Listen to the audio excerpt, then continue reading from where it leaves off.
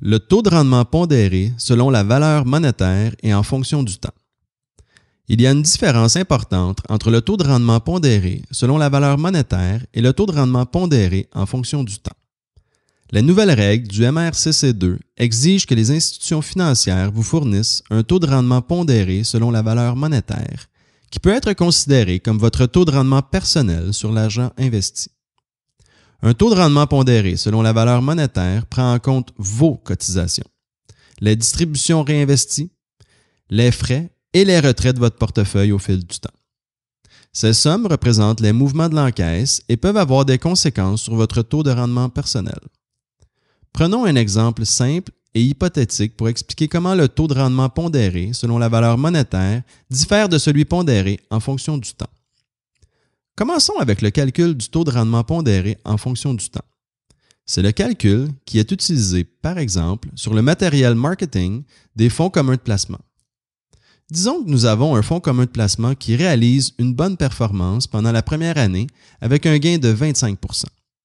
Mais, dans la deuxième année, le fonds accuse une perte de 20 %.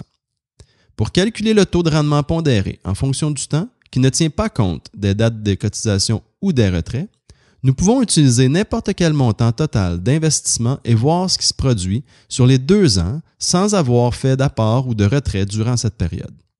Si nous prenons un montant d'investissement de 100 000 $, celui-ci donnerait lieu à un profit de 25 % de sa valeur, soit 25 000 $ la première année.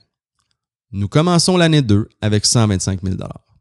Si nous perdons 20 % durant l'année 2, alors 125 000 $ fois 20 % équivaut à 25 000 $, ce qui nous ramènerait exactement à 100 000 $. Nous n'aurions donc fait aucun gain sur les 2 ans. Le taux de rendement, selon la méthode de calcul basée sur le temps, serait donc de 0 %. Tournons-nous maintenant vers le taux de rendement pondéré selon la valeur monétaire.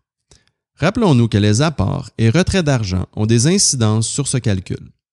Donc, avec le même investissement, voyons ce que serait le taux de rendement si on ajoutait des mouvements d'encaisse dans l'équation.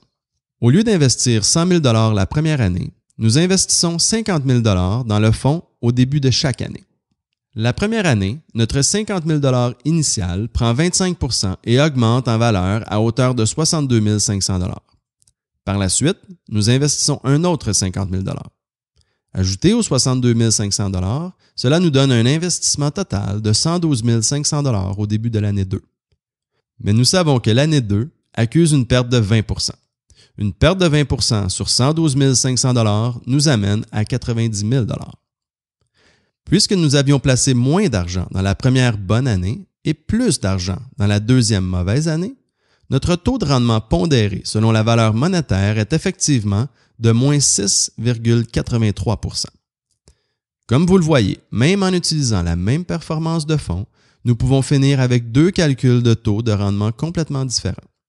S'il n'y avait eu aucun mouvement de l'encaisse durant la période, les 2 taux auraient été identiques.